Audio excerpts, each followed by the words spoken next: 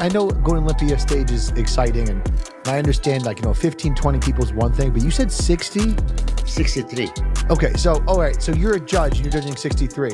So if you're a judge, you're judging 63, it's going to be clear as day that, like, this group is much higher than this group. I just think it's silly. It's like, okay, great, I placed 60th, or I placed 57th. Everyone from 16th down, you get 16th. And it takes away so much from the other competitors, though. It's like... I don't get what the big thing is with trend, too. Like, young kids, that's all you see them talking about now is trend.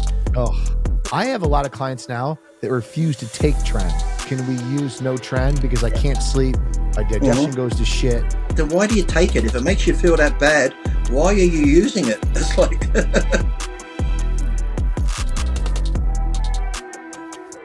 On this episode of AMA Podcast, myself and Milos, we had Lee Priest back on, and you know how these episodes go. Probably talked about a whole lot of things we probably shouldn't be talking about. But you guys are going to have to really check it out to find out. Very entertaining. Short and sweet, and see what's going on with Lee and our Olympia predictions right at the end. Check it out.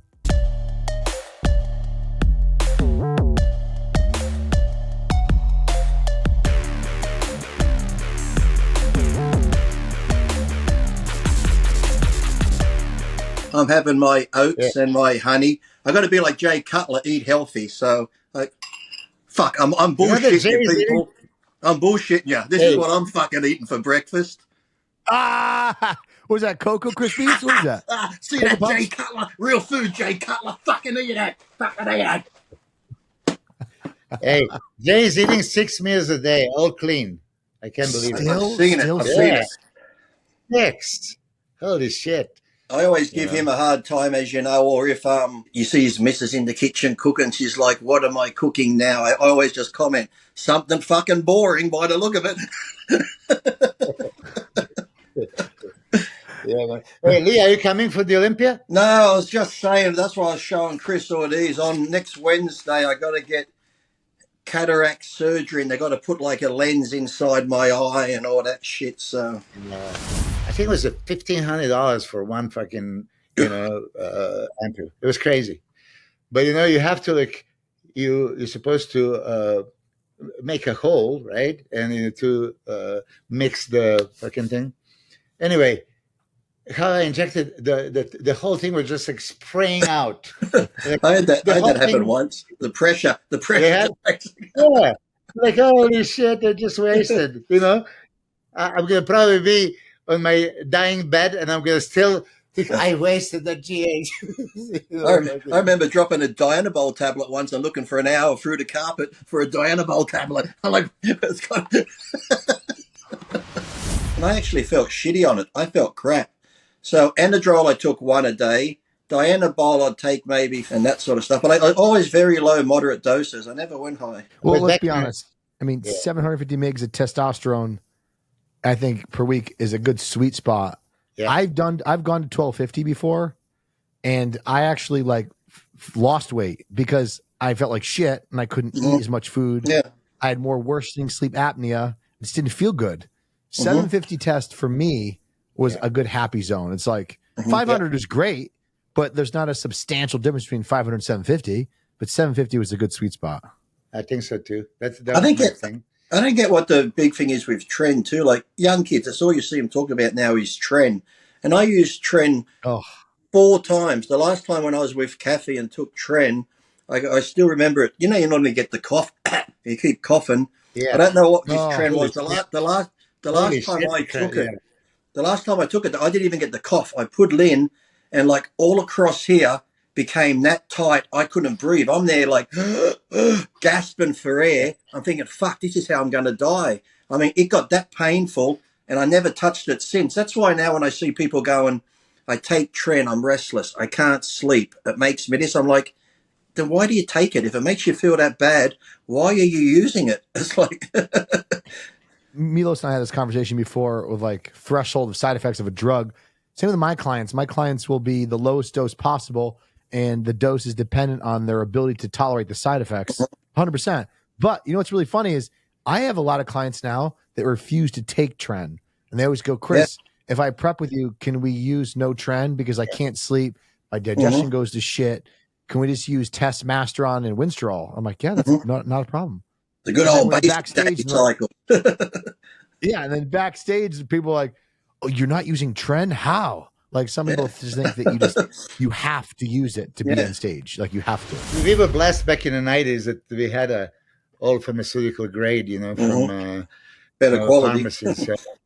Yeah, you take that 76 milligram parabolan from France. All you need is 2, 3 maximum. And tell me this: one of my buddies used to make gear, and he would do a damn good job. And he told me he's very suspicious of a lot of dosages when they're like 112 milligrams or 100 milligrams of Tren Ace. And he goes, when I make Tren, he goes, I can't get any higher than about 83, 85 milligrams, or else it just crashes. He goes, it doesn't work.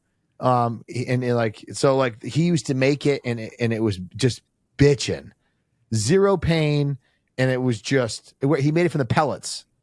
Yeah. And it was just incredible. Well, what were those pellets back in the day we used to get? Was it? You know what's funny? A long time ago, I told you this, Lee.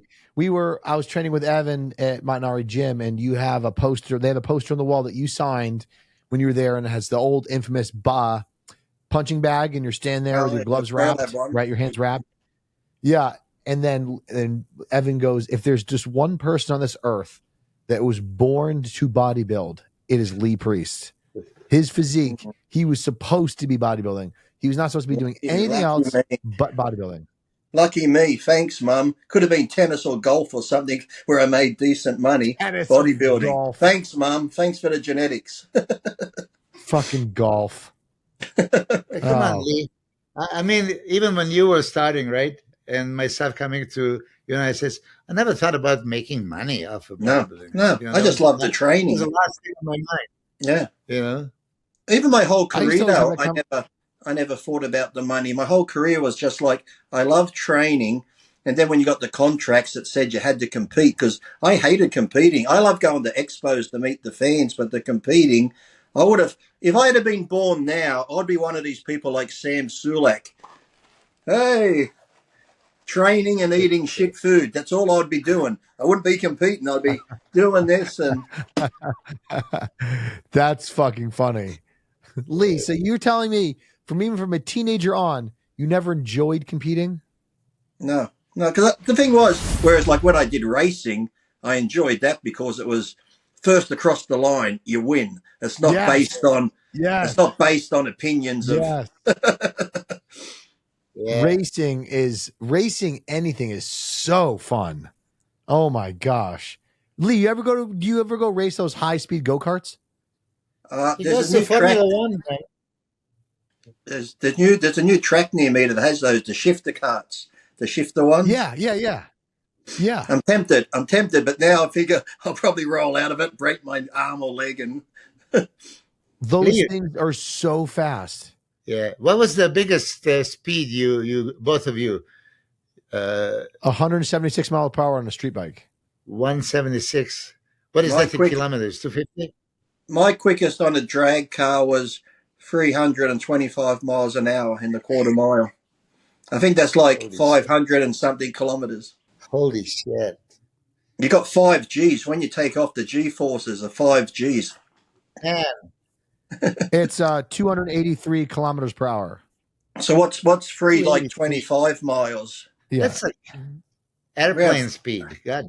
Yeah, it's fast. At Lee, I did it on a street bike, and it took me 4 tries. It was almost building up confidence to get going that fast. I had to wait for cars to go, and then I would come around this loop of a highway, and then go down the highway a little faster, and then I'd go back and get confidence, go down a little faster. I'm like, okay, now a little faster, and then I'm like, all right, there's no cars, go, and like, I just remember seeing a car like so far in the distance, and then all of a sudden, a blink of an eye, the car's there. I was like, holy shit.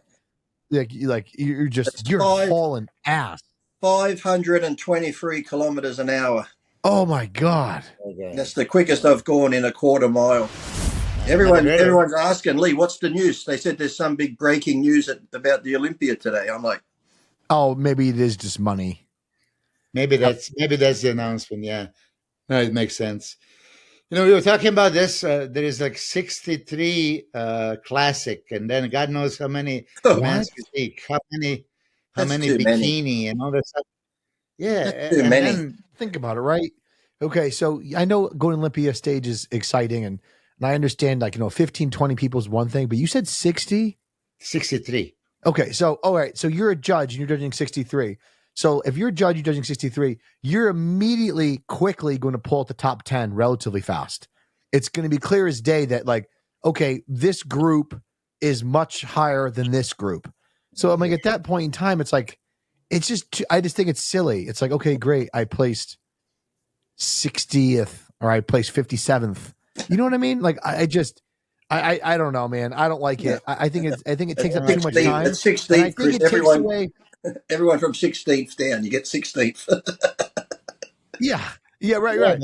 And it takes away so much from the other competitors, though. It's like, because now they're rushing the bodybuilders. Now they're not spending as much time doing more comparisons for them. You know what I mean?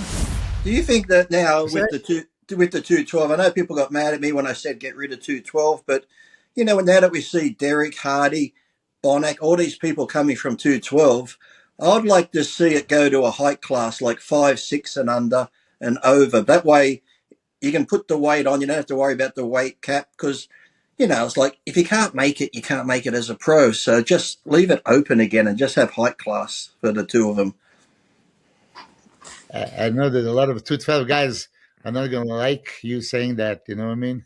Well, if you can't make it in the open, you shouldn't have a pro card. I hate to break the news to you. If you can't make it with the big boys, stay amateur. Then what should we make a 185 class, a 170 class? Or what are we going to do? We're just going to keep dumbing it down? Have a good time. I look forward to your updates and your... Who's going to win? Who's going to win? Lee. Yeah, who's going to win? Oh, God. I say I'm going Hardy and Derek, whoever's in shape, but then Andrew Jack could do a Ron Coleman and go from 97 to 98 and win it. You never know. It's bodybuilding. Anything can happen. But I'm thinking...